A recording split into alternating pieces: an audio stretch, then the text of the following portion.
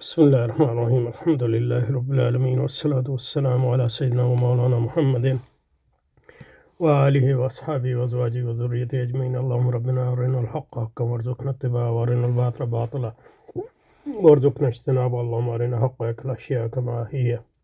ربنا زدنا علما وعملا وإخلاصا يا رب العالمين. اللهم انصر أولياءك في غزة وفي فلسطين وفي كل مكان. اللهم انصرهم على عدوك وعدوهم إنك على كل شيء قدير. اللهم فرج عنا وعن إخواننا في غزة.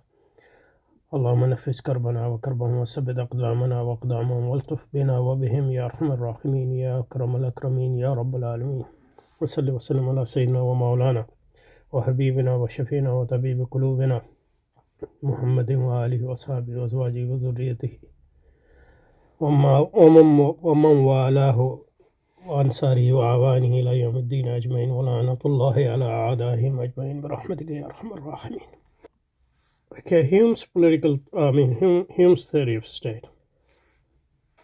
Hume's theory of the state does not appear conveniently in any one part of his political writing, which address a variety of issues, but not this one directly. His analysis is to be found in part in treatise, in an even smaller part of his second inquiry, in his essays, and in his multi-volume history of England. What can be gleaned from these writings is Hume's view of the state as an entity. State as an entity that emerged in history in part because the logic of the human conditions demanded it. In part because the nature of strategic interaction between individuals made it probable, strategic. And finally, so three reasons is given. Finally, 1, 2, 3. Finally, because accidents of history pushed the process in one way or another. Okay. So just to look at these 3 points without the explanation, just from totally in an abstract way. The first is human condition. So whenever you have society, you need order and you need permanent.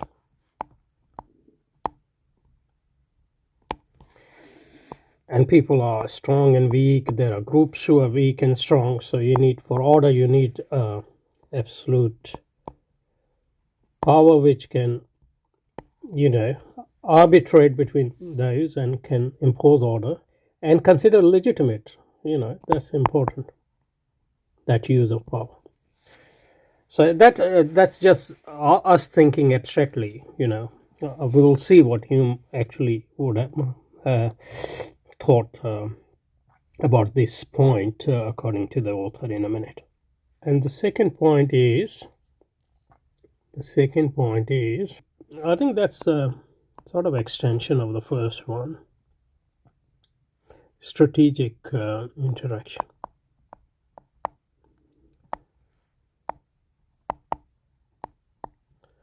So people and groups try to accomplish their goals, and they use other individuals and groups as means for that. So if you have power, you are going to be powerful. If you are all powerful, you are going to be always successful, and the weak will always be doomed. So that will sort of weaken the society as a whole. So you need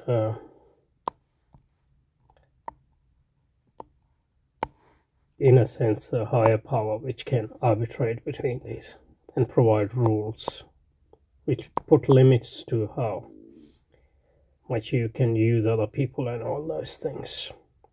So that seems pretty close to the first point. And third is the accident of history, and that's important because a lot of things happen in history just because they happen and there were some local reasons. And then people come and they sort of try to provide universal reasons for that when in fact there was no universal reason. So that's what we call accidental history again. There's no reason for me to be here, in a sense, factually speaking. We have different views of history and cosmos and worldviews, which might, make it seem that, my presence here is some, has some overall reason. They might be correct or incorrect, but on the face of it, facts are just facts. They don't have any logic to them as such. So these are 3 points which he attributed to Hume, and we just looked at them abstract from any explanation, which hopefully he will provide now, which is specific to Hume.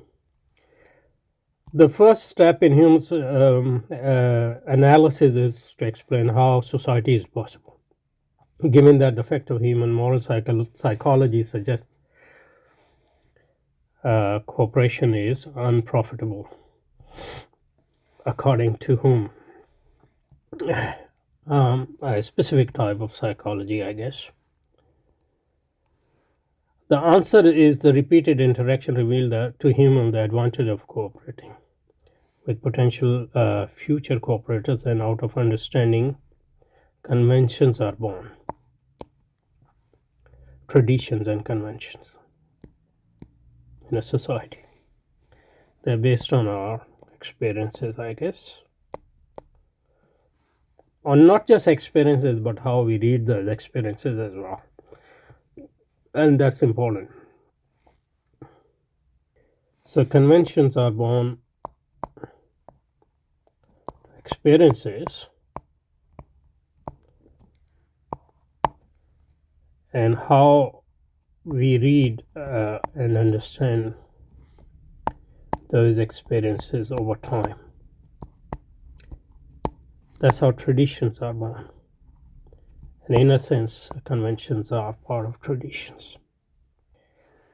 The emergent society means the simultaneous emergence, therefore, to other institutions without which the idea of society is meaningless: justice and property. Well, you don't need society. I mean, even if there are two people, you would have a question of justice and property. And you can argue even with one person, you might need some sort of idea of justice and so. And the whole question of the emergent society is an abstraction. And if you take it as actual fact, then that's a mistake, because when we talk about emergence of society,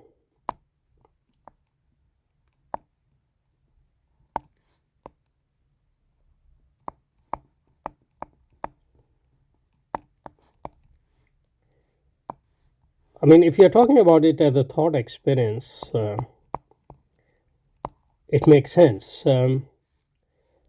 because counterfactually you are trying to make a few points, your point.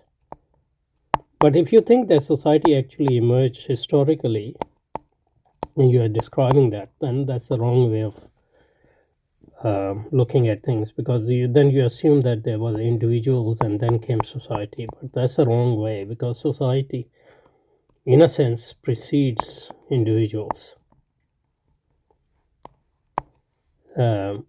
Every individual is born in a society of a sort.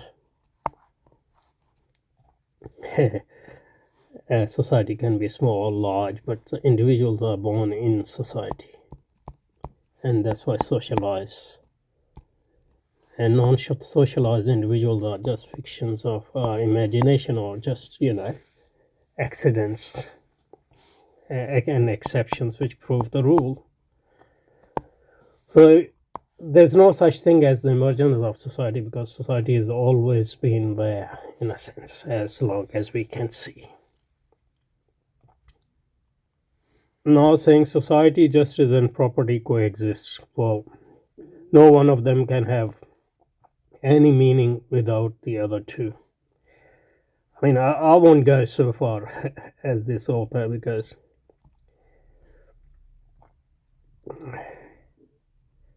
as I said, justice, For example, even if you look at Plato's conception of justice, it applies to self as well.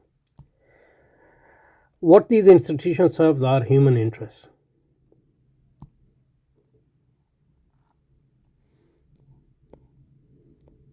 That's the modern view. Unless you, so what he's saying is society,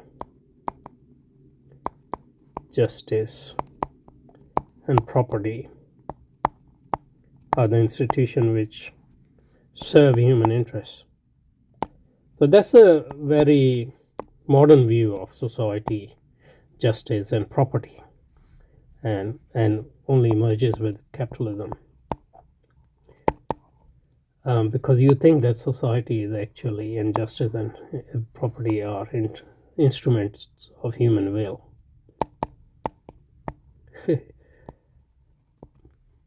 But if society exists before individual, then it means justice exists in a sense before individual, and property exists before individuals. Then they are not mere instruments of human will, or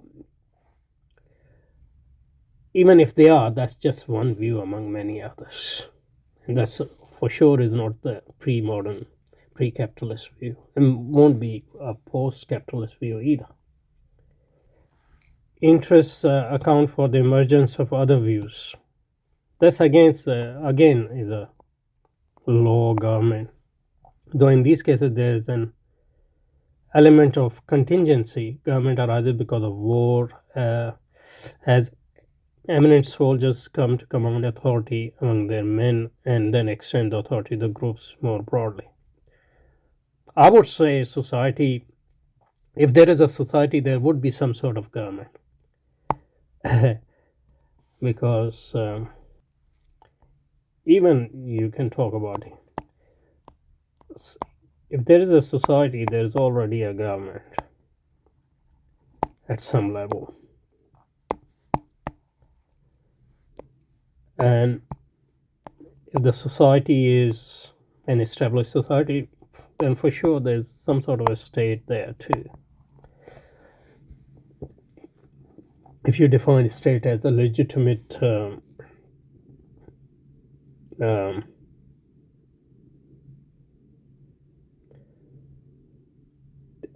use of coercion or violence, or rationality behind it, and institutions working behind it, which are relatively permanent as compared to particular governments, then the state is always there.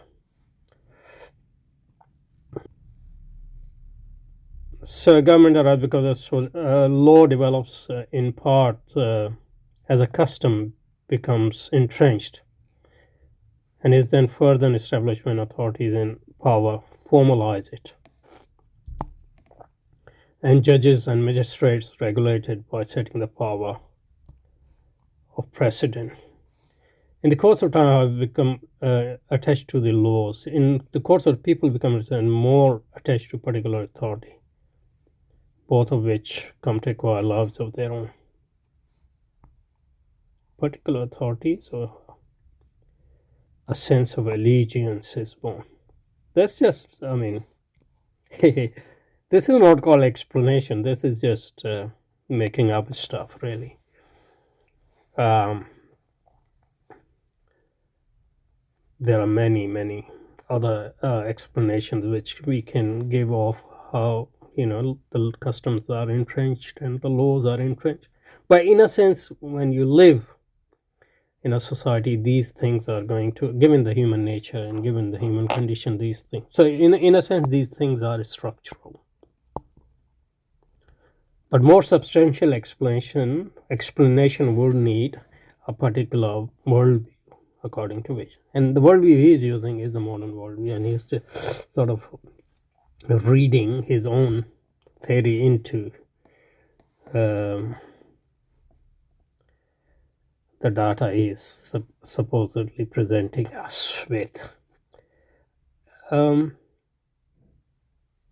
Okay, let's stop here. It's very important. I think it was very useful. We'll Um, look, we'll recommence this from here. Of crucial importance to raise understanding of human institutions. Okay. سبحانك اللهم وبحمدك نشهد أن لا إله إلا أنت نستغفرك ونتوب إليك وصلي وسلم على سيدنا مولانا محمد وعلى آله وأصحابه وأزواجه وذريته